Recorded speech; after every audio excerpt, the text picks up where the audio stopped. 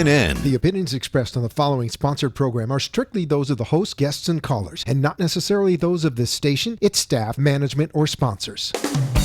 Welcome to the Ask the Expert Show with local celebrity host Steve-O. Sit back each week while Steve-O educates you with live in-studio experts, such as lawyers, doctors, home improvement, and financial experts in their field. Call in and have your questions answered each week at 888-565-1470. Now, here is Steve-O with today's expert in their field. Hey, good afternoon. This is the Ask the Expert Show. This is the first Thursday in the month, which means our community association law firm, K. Bender Rimbaum. We've got these superstars here now. You look at them, and you guys have the suits on and ties too. Ties on. We are dressed to impress. Well, you are. Robert K. and Michael Bender, and we're going to be answering your questions today, and we've got so much. We've already got phone calls already, and we don't like to have them holding. So let's go to our first call. Let's go to Helen from Wellington. Hi, Helen. Hi. Am I on? You're live. Okay. I'll try to make this as quick as possible. No, just take your time. Okay. We got a whole hour. We had a new person move in, and we have a standard procedure where we go down a checklist of rules and regulations, and then they agree to the checklist, sign the checklist, say they're going to follow the rules and regulations. And we clearly discussed animals, which is in the rules and regulations. And they didn't say anything about having an animal. It says that there's a no animal policy, and that it's designed to prevent, excessive noise and disturbance. Residents and guests are not allowed to have pets, So they agreed to that. They checked that box. They signed that thing. They move in, and all of a sudden there's a dog. So they they didn't volunteer that information at the interview. So, are you there? Yes. Okay. They supplied the service dog stuff you get online. So now we have them agreeing to that they're not going to have an animal, don't disclose the animal, move in with the animal unannounced. Now our management company sent us something called a what's it called here? It's a thing where they have to fill out all this information of the doctor. I think it's called a reasonable accommodation request form. Are you familiar with how those look nowadays? I guess things have changed, right? Well, hi, Helen.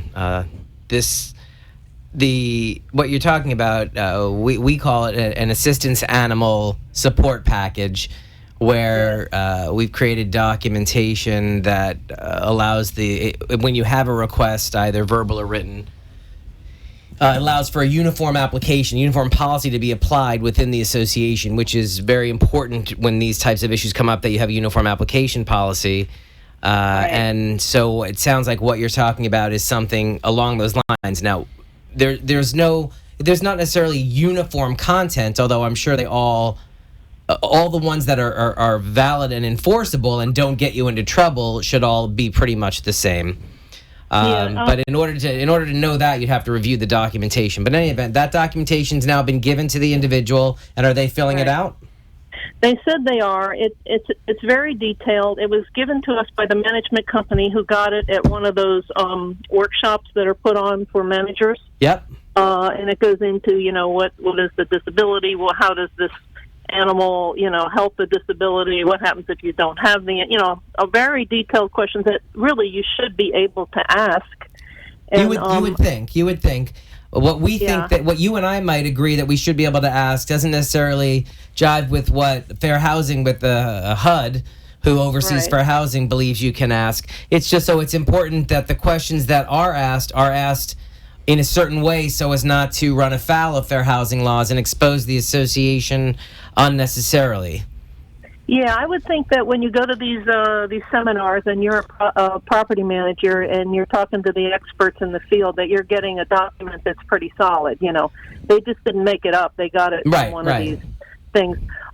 So what I want to know is, what are the latest rules on that. I mean, I think there's some kind of a new accountability thing for the doctor, because it's making the form says the doctor has to be accountable and wind up in court if there's any challenge to it. And I understand that. Well, no. There was some recent legislation addressing service animals, not assistance animals, and well, this is, they claim it's a service animal. Well, right. .com thing they gave us. Right, exactly, the .com thing. But understand the difference between the two with regard to what you're talking about. You're talking about a community, a residential community, and that's an assistance animal or an emotional support companion type animal. That is not under that's under fair housing laws.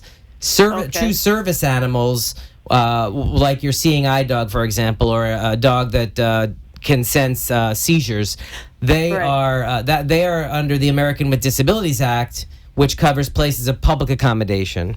So there's no recent legislation to which you're referring that requires that would hold a doctor or medical provider accountable in that regard.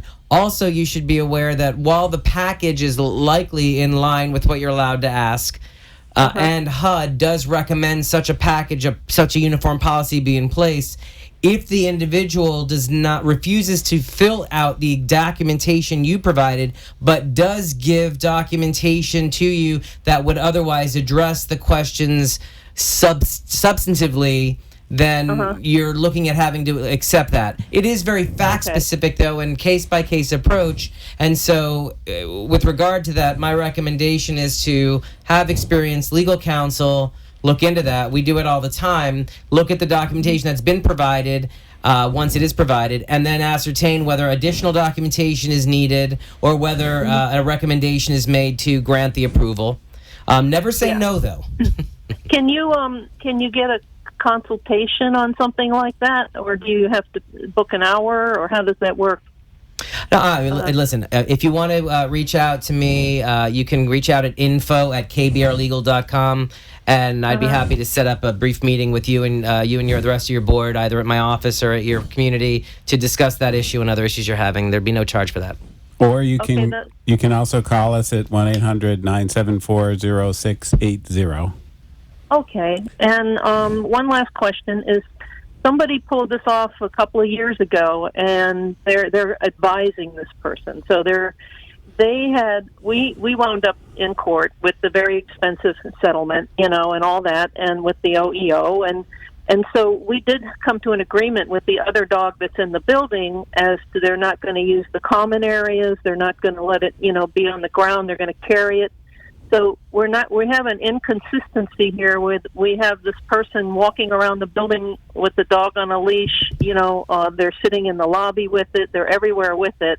And I got to say, everybody that's in the building is very upset about it, and they're blaming the board for it. And well, it's a very touchy subject, but one that it has a lot of exposure to the association, so you want to be sure to make sure you're not running afoul of any of these very strict requirements. Right. What we would be trying to do is avoid having to go back before the OEO or anybody like that.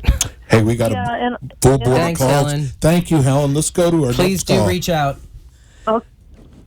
Let's go to John in Miami. Hi, John. Hi. Thank you for waiting. Thank you for taking my call. I have a quick question for you.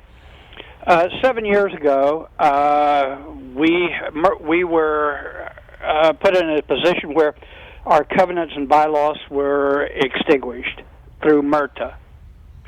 And our management company and our attorneys did not notify us that we had to do anything. It's been 7 years, and now we're dealing with trying to resurrect covenants and bylaws.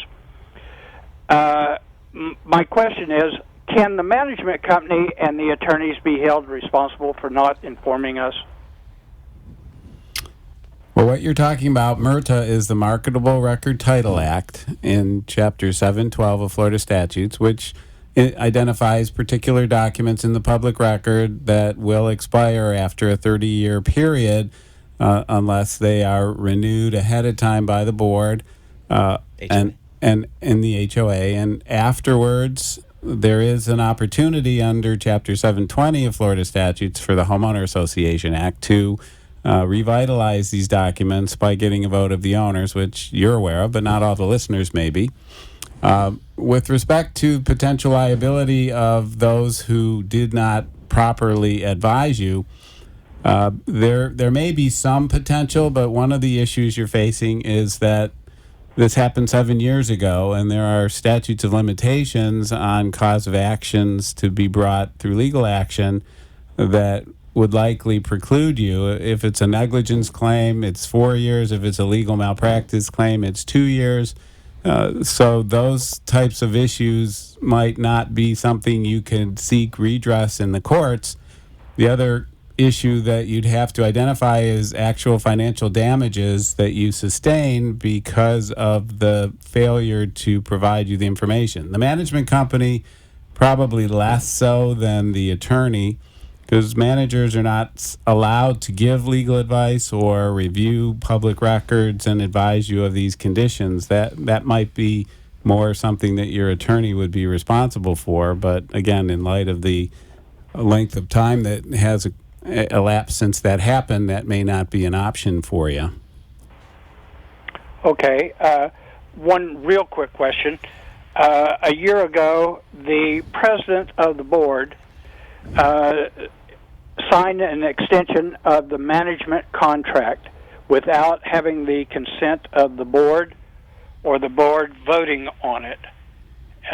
Is that a legal contract?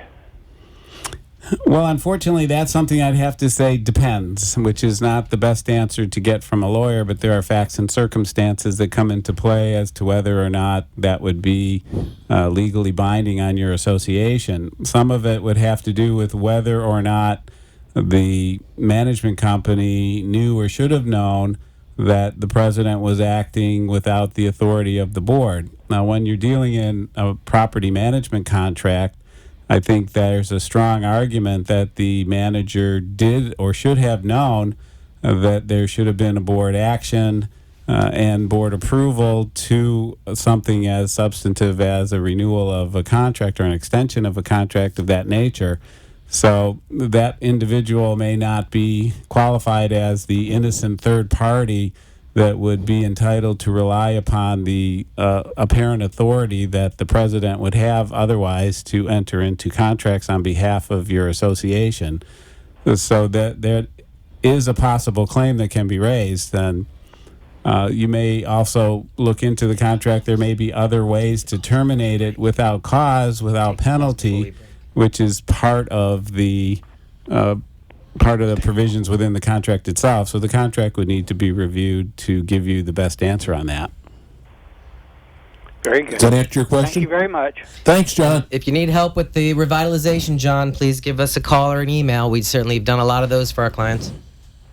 Well, what I actually need is probably a review of the management contract. Well, we can do that as well. You can contact us at info@kbrlegal.com. Michael or Robert, or call 800-974-0680. And keep listening. Thanks, John. Let's go to one more call before we go to break. Let's see if Astrid is still there. Hello. Hi. Hi. Thank you for holding. Well, thanks for taking my call. I'm on the board of a condo in Oakland Park, and we recently put in for a permit to repave our parking lot, which has been refused, as they want us now to put in handicap parking spaces. What can we do? When you say repave, you're talking more than simply just repainting the blacktop and putting the same stripes on that were there before? We had a lot of the parking lot dug up for new water lines by the city, and we have come to an agreement with the city because of all of the damage that was caused, for them to pay to have the parking lot repaved, but See what the letters say. the buildings was originally built back in the 80s, and we have to mill it because of the layers that are there. Right. Anyway, we're having it milled. Got it. Astrid, did you get something in writing from the city? Yes. Sounds like they denied your permit. I've got the information from the online permit. Yeah. Right. Because, in a situation such as this, and it's Fort Lauderdale, City of Fort Lauderdale? No, Oakland Park. No, Oakland Park? Oh, it says Fort Lauderdale up there, right. The situation such as this, we would want to take a review of any documentation that you had from the city and then be able to better guide the board, because it's possible that the city doesn't have the right to demand that you add handicap. I assume you're saying they want handicap parking spaces where none existed before. Correct. Okay. Well, in some instances, such as what you've described, the cities will consider that to be a sufficient upgrade of the property to allow for them to impose what current code requirements are on the property, which, if you were building new, you'd have to meet these requirements of so many handicap parking spaces as well as others that they're looking to impose. That's what it sounds like they're doing. It is possible to pursue that with the city through appeals to the various zoning boards and code enforcement boards, whatever is with respect to your particular city situation. But we do suggest that you do get legal assistance in doing that. Okay, very good. Okay, That's thank you for what we holding. thought. All right, Thank keep you listening. very much for taking my question. Thank you, Astrid. Good question. Now we're going to go to Okay. break. Before we go to break, give everybody your phone number. You can reach us at 800-974-0680. That number reaches out to us in our Pompano Beach or Palm Beach Garden locations. KBRlegal.com is the website. Which you can actually watch the show right now. So we're on 95.3 FM and 1470 AM. Tanya, you will be first when we come back. Stay with us.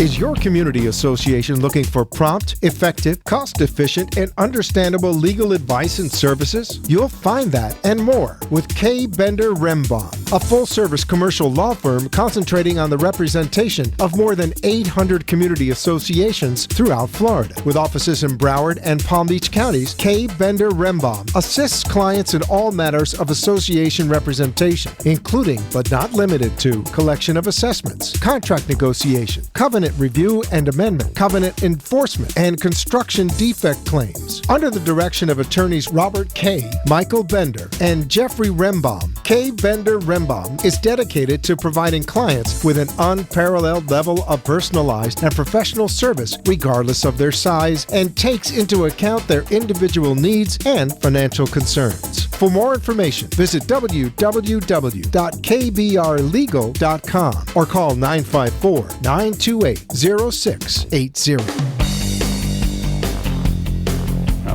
And we're back. Well, we got Blake just going crazy today.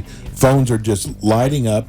You know, we got to go to, well, he's on the phone. Let me give him a chance to get off the phone. Let's go to Tanya in Plantation. Hi, Tanya.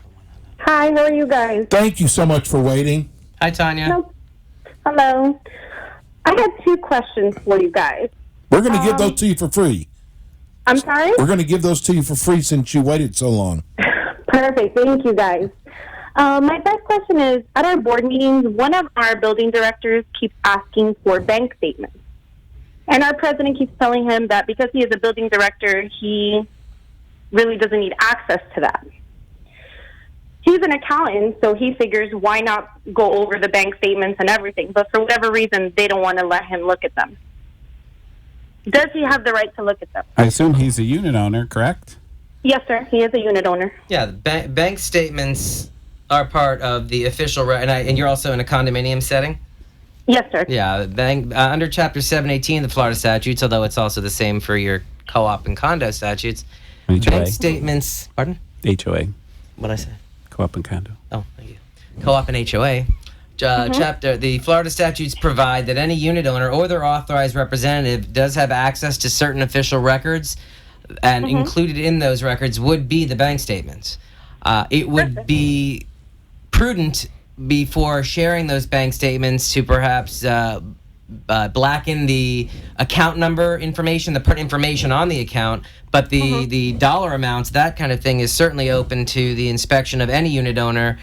And but of course, only upon written request. I was going to say, if the building director is not getting cooperation in that way, then as with any unit owner, make a request in writing to inspect the records. Don't ask for copies, but make a request to inspect the records. And in particular, if you want to list what records you're looking for, and then hopefully they will, within 5 business days and no longer than 10 business days, provide access to those records or provide the copies. But I also do recommend, if they're listening, that the personal account information should be is best to have that redacted, is what I mean by blackened out, so that information isn't unnecessarily exposed to outsiders. And if the board is refusing after receiving written requests for access to inspect the records, the Division of Condominium Enforcement section does have jurisdiction over that issue, and any unit owner can contact them for assistance in getting access to those records if the board is not cooperating. Perfect. And then my last question is, our last president resigned in the middle of her term, and we had another owner take over. But he's not an owner. The condo is left in trustee to him from his mom, and she hasn't passed or anything. He got elected to be our president this round around, but it's been kind of questioned whether he can or cannot be, since he's just a trustee and not a unit owner. Well, part of that's going to depend on your documents themselves. Your articles of incorporation need to be reviewed to see if it's required to be a unit owner in order to serve on your board of directors, and whether a director is required to be the office of president. If there's a trust that owns the unit and the individual is the trustee or beneficiary under the trust, that would qualify as an owner of the unit for the purpose of serving on the board. Even if that person is still living and hasn't... Even if that person is still living, because if the unit is owned by the trust, that's really the owner of the unit, not the individual who used to own it, who put it in the trust, or their son. There are things called living trusts. Multiple trustees? There are living trusts, actually. It is possible, but you'd want to see the documentation on it. Okay. All right, perfect. All right, thank you guys for your help. I really appreciate it. Thanks for listening. I know you have a lot of information, but let's take another call. Let's go to Arthur in Boynton Beach. Yes, good afternoon. Can you hear me? Yes, you're fine. Yes, hi. Very unique situation. This is an HOA in Boynton Beach, a limited proxy vote for a special membership meeting to vote on a special assessment to expand the clubhouse. The governing docs in HOA 720 do not discuss a limited proxy methodology for this very unique situation.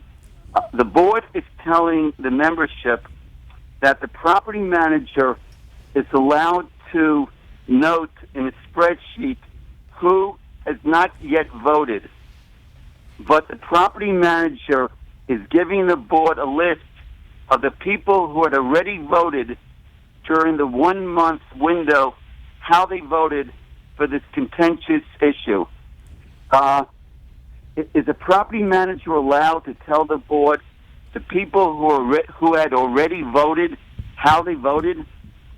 Well, the short answer to your question is methodology. The short answer is yes. Yes, right.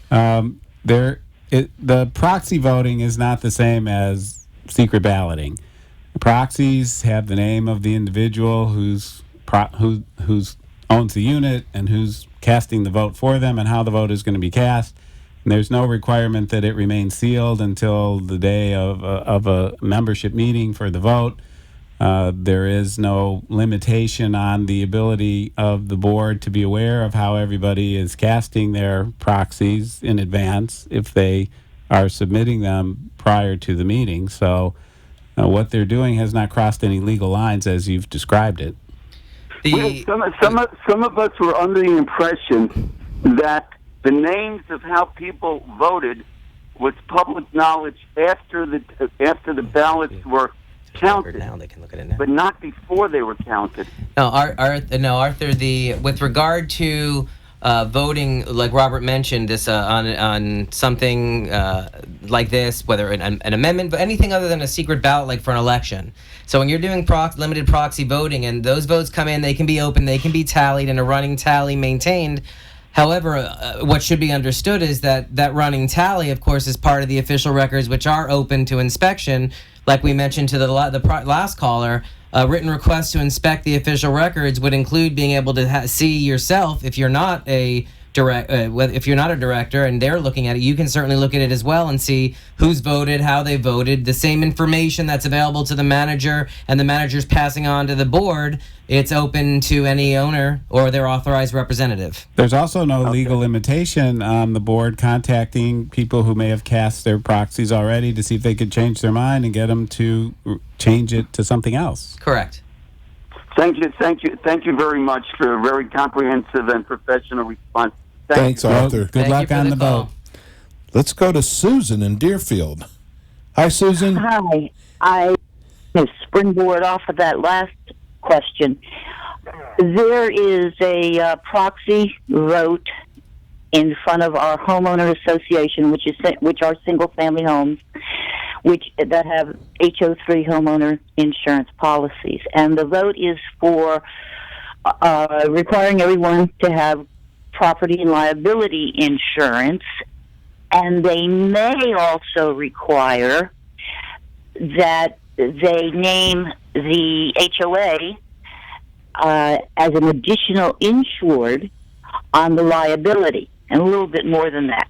My first question is that, since that is the thing that they may do, naming the board, or rather the HOA, an additional liability on their policy as an additional insured for liability. My understanding is that in order for that to happen, they have to have whoever's being named on a liability policy as an additional insured. That additional insured has to have a financial stake, like a name on the deed, just as if you're mortgagee, or they would have to be lien holder, and they can't just be named an additional insured. In fact, the term would, if they were named additional insured, is not insured, but it would be an additional interest. Now, well, you are correct that an individual has to have what's called an insurable interest in the property in order to be named on the property. Okay. The association could very well qualify depending on your governing documents. Okay, they don't. Okay? Now, saying that they don't, and this is up for a vote now, and it is coming very close to the Is this vote by amendment, or just the concept is being put out? An amendment.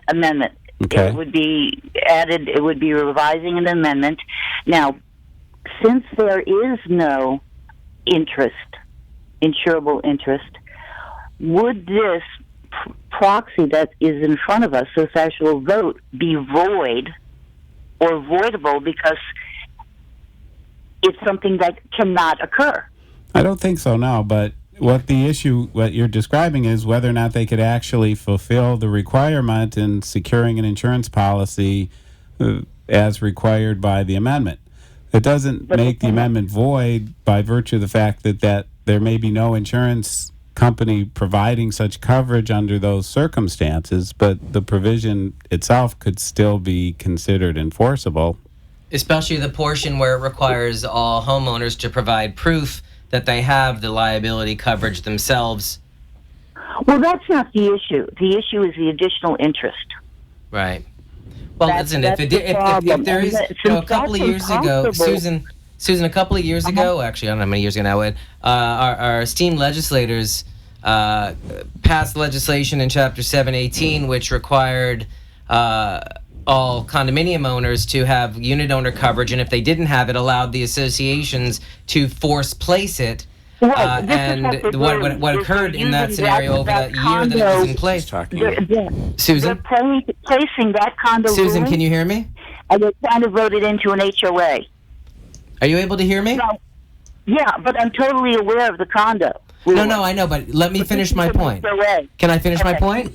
Michael's just making an analogy for you. I was just making an analogy for you. What I was saying was, so over that year, what occurred in the insurance industry was there was no policy available that associations could obtain to force place it, and so the following year, legislators removed it from legislation. So it seems like it's a similar issue you're facing. If there really is no additional interest policy available, then that portion of the amendment is just not going to be enforceable. That portion, or would it make the entire amendment void or voidable because it can't be accomplished? Just that portion. Just that portion? Yes. That's our opinion. Based on what you've told us without seeing anything. Right. Okay. May I ask quickly another question? There are no rules in any of our documents about speaking, and we're under 720. Statute 720. About what? About speaking at a meeting about whatever's on the agenda. Yep. And I have and other people have requested to speak and have been ignored. So if we go to the meeting and we've been ignored, do we still have that right to have that 3 minutes to speak? Well, what you're entitled to by statute is to speak on what is a specific agenda item at the meeting. Mm-hmm. And the 3 minutes is not in the statute or anywhere else. That's just kind of a rule of thumb, what people tend to consider reasonable. I read it in the statute. In the HOA? It's in 720. Well, in certain circumstances, but in what you've described, that's a good rule of thumb to have that. And the board should be allowing homeowners to speak on specific agenda items. Now, if they're not posting an agenda or don't have an agenda for the meeting, that makes it a little more difficult for the board to say you can't talk on things when they're all over the place. But they are required to allow owners to participate. Right. And if they don't, you get to the meeting and they say well, if they don't, unfortunately, your only remedy would be to file a lawsuit. Because there is no division of condominium that oversees HOAs or other enforcement agency for you, so that would be a court issue. Okay.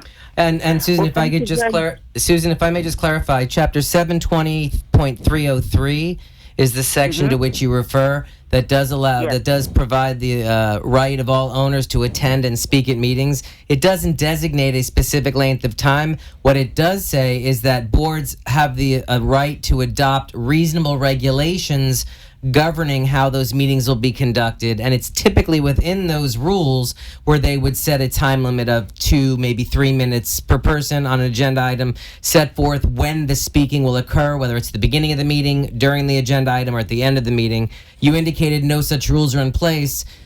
Frankly, my advice to that board would be adopt rules and then uniformly enforce them to allow owners to speak when they choose to attend. Absolutely. Now, it says that they follow Robert's Rules of Order, but they do not. Well, they wouldn't be alone there. That's an advisory thing, not a compulsory.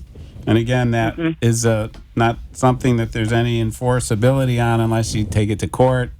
And in all the years I've been doing this, I've never seen that happen. And he's been doing it a lot of years.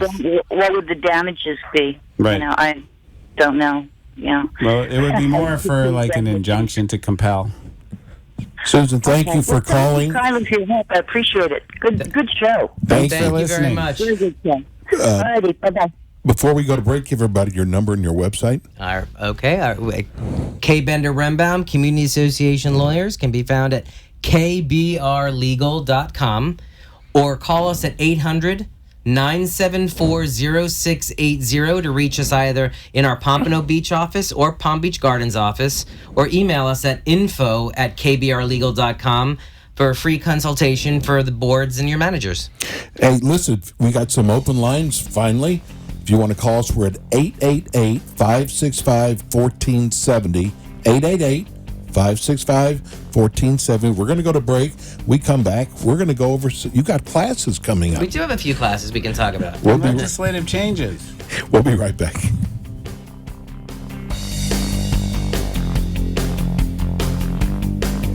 Is your community association looking for prompt, effective, cost-efficient, and understandable legal advice and services? You'll find that and more with K. Bender Rembaum, a full-service commercial law firm concentrating on the representation of more than 800 community associations throughout Florida. With offices in Broward and Palm Beach counties, K. Bender Rembaum assists clients in all matters of association representation, including but not limited to collection of assessments, contract negotiation, covenant review and amendment, covenant enforcement, and construction defect claims. Under the direction of attorneys Robert K., Michael Bender, and Jeffrey Rembaum, K. Bender Rembaum is dedicated to providing clients with an unparalleled level of personalized and professional service regardless of their size and takes into account their individual needs and financial concerns. For more information, visit www.kbrlegal.com or call 954-928-0680.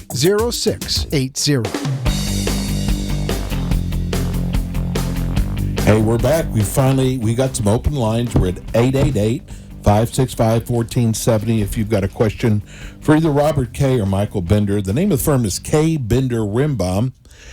Well, we can tell people, I mean, there's new people listening all the time because now we're on iHeart and TuneIn and we're on Facebook. Tell people about your firm. Well, I think if you're I love the way you do it. Hopefully people have been listening since the 5 o'clock hour. Thank you to all of you who've called in with some great calls today. And I think that in part demonstrates who we are as a firm. We are a community association law firm practice, and in that capacity, we represent, our primary practice is the representation of the homeowner association, the condominium association, the cooperative association, and we address issues. Listen, we just had 7 callers with 6 to 7 very different issues. And it's that type of practice that we have every day. Different issues come up, and we provide that good legal guidance.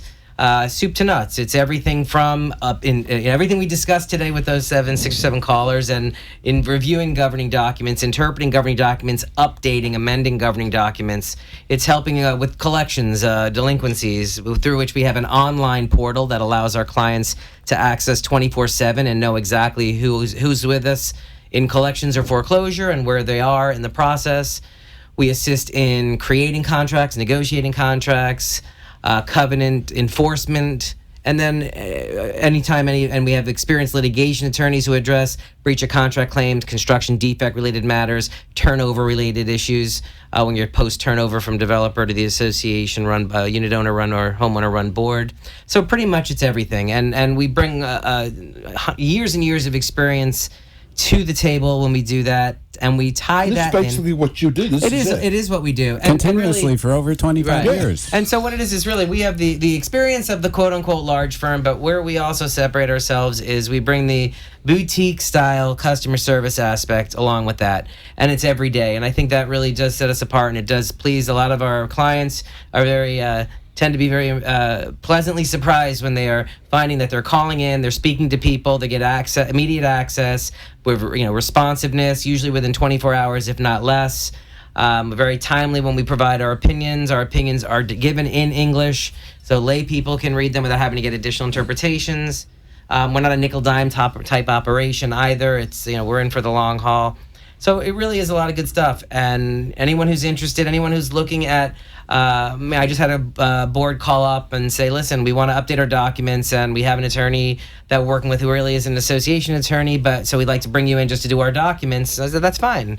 If there's a single issue, there's no charge to be a client of the firm. You sign a general retainer document, which is a pay-as-you-go approach. It authorizes us to work for the association when we are instructed to do so.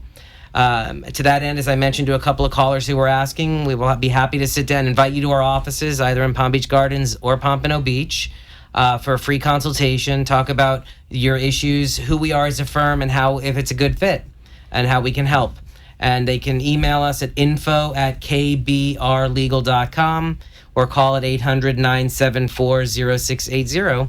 We'd love to help everybody who needs it. We've been doing this show for about 3 years, and one thing I've gotten out of the show, don't try to do this yourself. Get some. There's so much you need to know. And it's always changing. Yes. And we're going to talk about some of those changes in a minute. And to that point, Steve, well, here's what I always say. I said to the board members, to these volunteers who, bravely step up to assist their communities, what they have to remember is even though you're sitting at a board of directors of your community where you live, where your friends live, or maybe you just have, even if it's an investment property, these are still businesses that you're running.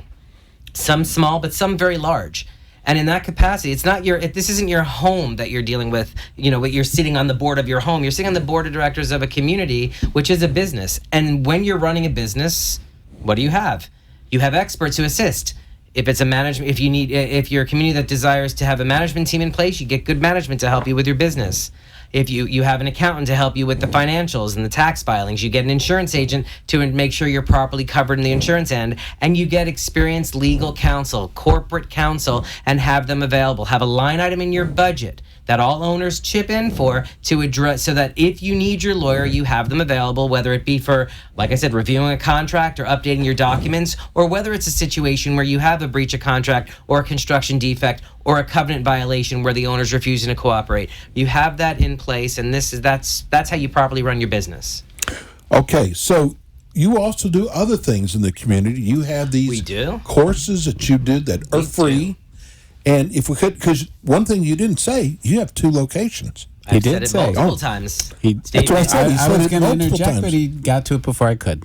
Okay, so tell us about the classes, I guess, for August and September. Yeah. We do, as you said, K. Bender Rembaum is very proud and pleased to provide free education to board members and licensed community association managers. Our classes are for CEU credits for managers, and they are all free to attend. They are held either in our Palm Beach Gardens office on 9121 North Military Trail, or our Pompano Beach office, which is on Copans and Andrews, just off 95.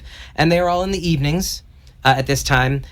We are offering in the Condominium Association Board Member Certification in Pompano Beach next Tuesday the 15th, 6:30 p.m., and then Wednesday the 16th at 6:30 p.m. in Palm Beach Gardens. That's in 2 weeks, right? What's today, the 3rd? That's the 15th and the 16th. Next Wednesday, the 9th, in Palm Beach Gardens, the HOA board member certification class will be given. That will be in Pompano Beach in September.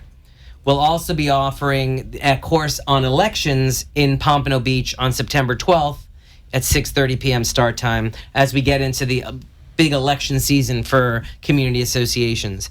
All of this information is available at kbrlegal.com. Click on the seminars, you get a calendar, and there's indications on how you can register. We do require RSVP because there is limited space available and classes do fill up. And we're proud to give the education. As far as if there is a group of communities or management companies who are interested in having us come to them to give education or to do a group class in our offices, we would of course entertain that as well, and I would encourage them to contact me, Michael, at info@kbrlegal.com to inquire about providing education in that fashion, because we're happy to do so. You have to be a board member, you have to be certified? You do. So Certification do people is required. understand that? Because there are a lot of people thinking about becoming a board member. Yeah. Well, and if they should. And if you're interested in becoming a board member, the state of Florida does require all community association board members to have a certification. And that certification can be obtained in one of 2 ways. The easy way, and the way that is only suggested if you have to do this within 90 days of being elected or appointed, is there's a form that the division of the DBPR, Department of Business and Professional Regulations, puts out that allows you to sign a document that you've confirmed you've read your documents and you promise to uphold them. And like I said, you're supposed to do this within 90 days of being elected or appointed. So if for some reason you're at the 90th day, you haven't taken a class, then sign that form and then take a class, which leads me to the second way to get certification, which is to take the division-approved board member education class, which we offer in both of our locations. That is strongly recommended for any board member or a prospective board member. And the good thing about if you're a prospective board member and you take a education from us in either Palm Beach Gardens or Pompano Beach, you get a certificate which is good for 1 year. Okay. So right now it's August 3rd. If your board election is going to be anytime between now and August 2nd of 2018, and you were to take the class today, then you would have the certification requirement already filled by the time you were elected to your board next year. Having said that, we offer a lot of education, and we encourage board members to come to all of our classes and do repeat board member certification classes, because it is a lot of, when we provide it, it's a lot of material. There's 7 categories. The state says teach at least 4 of them for certification. We don't pick and choose 4. We do all 7. And not only that, the attendees vary. And what I love about our classes is the give and take with the attendees, the board members, the prospective board members, or the property managers who will ask good questions, and we'll have a little give and take, and that allows others in a similar situation to get a good feel, not only from the legal guidance, but business guidance or fellow board member guidance. We're going to go to our last break. I'm here with Robert Kay and Michael Bender, and we're going to get into, when we come back, some of the legalities, some of the things that are going on in the capital, in Tallahassee. We'll be right back.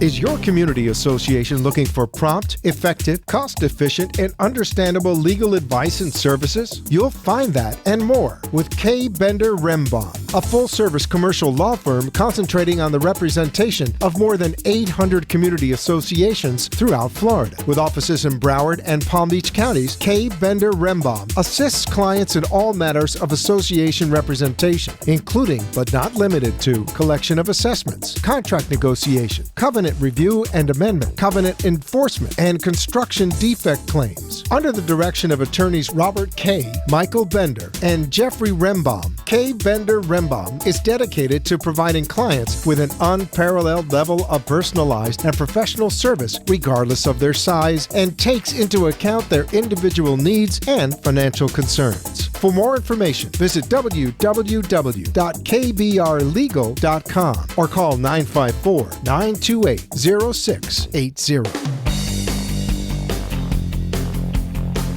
And we are back. This is the Ask the Experts radio show. We're here every Thursday from 5 to 6.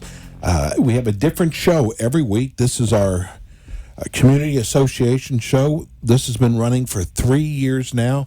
The firm is K. Bender Rembaum. We have Robert Kay and Michael Bender here.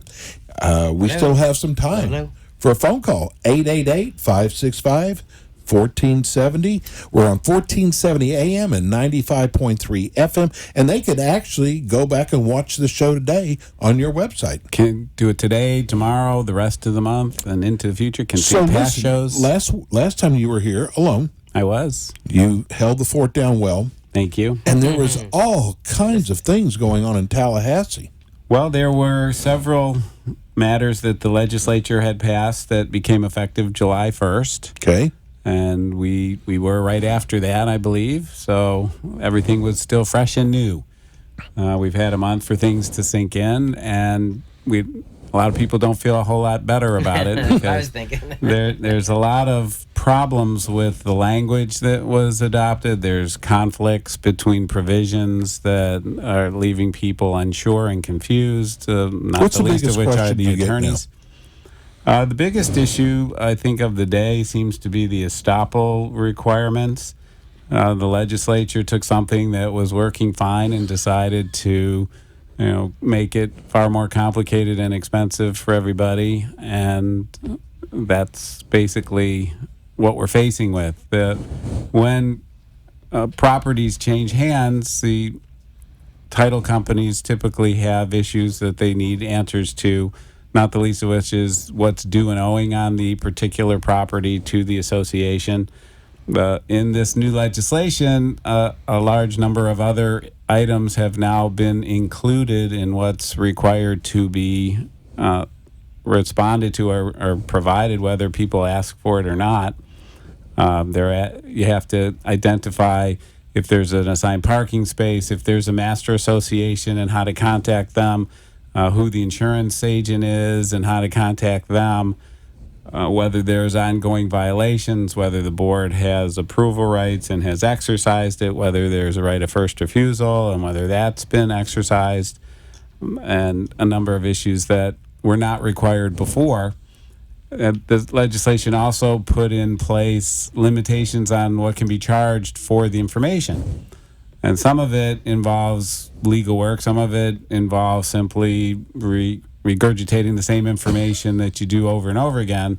So that's not so complex. But it can be, and it's creating issues as to how it's going to be handled. Many associations are unsure. The management companies are unsure. So that's been an issue that's come up a lot. But the phone, since this just went into effect, so the phones have been ringing a lot. Well, not only the phone's ringing, but internally we have to make sure that our clients are in compliance with it, and things are changing kind of quickly, but transactions are happening, units are changing hands. Other changes that went into place in July include limitations on board members working for their associations and being paid for it, providing services. We think, right. Because it conflicts with other provisions. One says you can't do it. Another one says if you do it, you have to follow certain procedures of disclosure and voting, and then it's open to being rejected by the members at a later time. So which applies, the complete prohibition or the procedure that you have to follow? So it's rather confusing. And a lot of the language that was used didn't seem like it was entirely well thought out as to how it would apply practically. So a lot of work has to be done to try and perhaps get them to fix some of the problems they created next year. But how do you do that? Well, through the Everything's legislative so process. slow. Well, the legislature will meet again next January, and they'll have the glitch bill. They'll have a couple of months to let it sit, and then at the last minute, in a frenzy of activity, they'll pass something else, and hopefully it'll fix some things. Wow. So I'm going to ask, this is... Look. A caller. Oh, okay. What did you want to ask? Well, you know what I love asking, because there's people who are sitting here that are on the board. There's management companies out here that maybe just found the show for the first time. Let's take Deborah's call, and I'll come back to my question. All right. This is Deborah from Boca Raton. Hi, Deborah. Hi. Thanks for taking my call. So my condo is in the process of distributing new parking permits. And in order to ensure that a permit is given only to someone who is authorized to live there, we really need an accurate list of all the authorized residents who have a right to live in the building. Our current attorney is advising us that such a list can only be seen by a board member or a member of our paid office staff. Is this true? Well, actually, that would not be true. The association is required as part of its official records to maintain an up-to-date roster of all the owners of the property within your condominium, all the various units.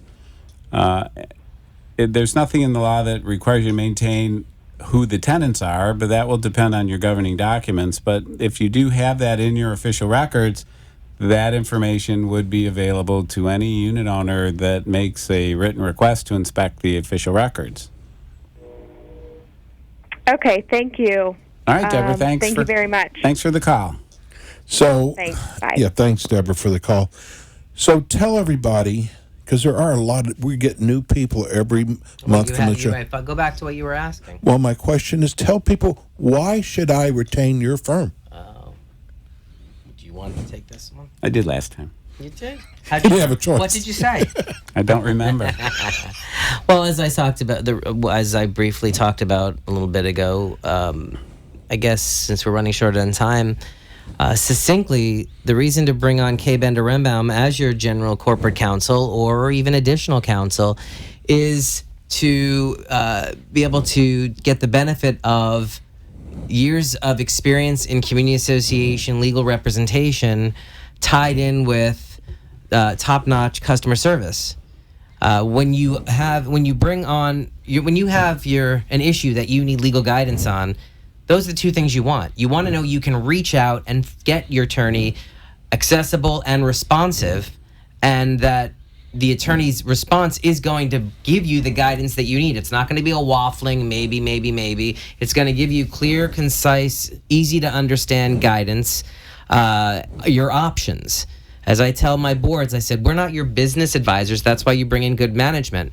But when you have issues that have legal ramifications, and many do, you want to be able to reach out to an experienced attorney who's going to get back to you in the time frame that you need it or faster, and give you the options that are available, the different issues, the options, the cost-benefit analysis, the risk assessment. So when you sit at your board table, you're now able to make fully informed business decisions, knowing your legal ramifications. And that's a comfort level that all board members should be able to have with good, qualified legal counsel. And that's what Kay Bender-Renbaum brings to the table. Well, and some of these are very, very big decisions, and I can sure tell you, because I told you my friend in Dallas is the president of his board. And he's still doing that. Yeah, he's still doing it.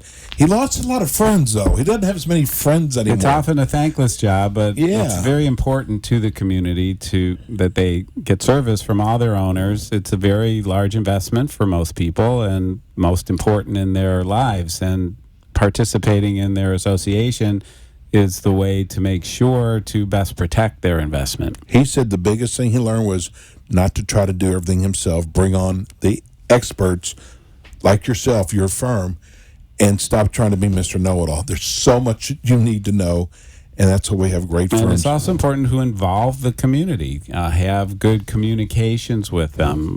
Newsletter, obviously website these days is very commonplace. And mandated as of July 1st, 2018. Mandated for condominiums of 150 or more.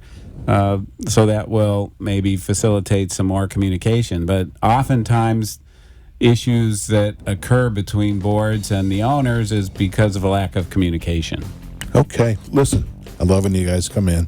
They'll be back next month. They're here the first Thursday of the month from 5 to 6 on Ask the Experts. One more time, give everybody your phone number. Okay, you can reach us at 800-974-0680, 800-974-0680 to reach us either the Pompano Beach or Palm Beach Gardens offices. You can always reach us also through our website, kbrlegal.com, by emailing info@kbrlegal.com, or if you're looking for a particular attorney, Robert, myself, our partner Jeff Renbaum, or any of our colleagues are on the website. Our email addresses are there as well. So do reach out if we could be of any further guidance. If you're a current client, you can reach out. We can help you if you are looking for counsel. Thank you. Hey, listen, we'll see you guys again. Thanks, everybody, for your phone calls. We'll be back next week. Happy Labor Day. Bye-bye. Thanks for tuning in today to the Ask the Experts show. Tune in while some of the top local experts in their field from Broward and Palm Beach counties educate you in the areas of law, health, financial, and home improvement. You can also call our offices at 888-574-6999 to become an expert on our show. The opinions WNN. The opinions expressed on the following sponsored program are strictly those of the host, guests, and callers, and not necessarily those of this station, its staff, management, or sponsors. It's the Becky and Boca Show, coming to you live every Thursday night at 6 p.m. from glamorous downtown Boca Raton. I'll show you how to live life in style in one of the country's most elegant cities, nestled right along the beautiful Atlantic beaches between Palm Beach and Miami. So sit back, relax, and let me show you how to indulge yourself Boca style. I go right here. Hello. Welcome to the Becky and Boca Show. We're going to have a lot of fun tonight. I've been really looking forward to this interview. First of all, I want to give you a little background about my guest. In the 90s,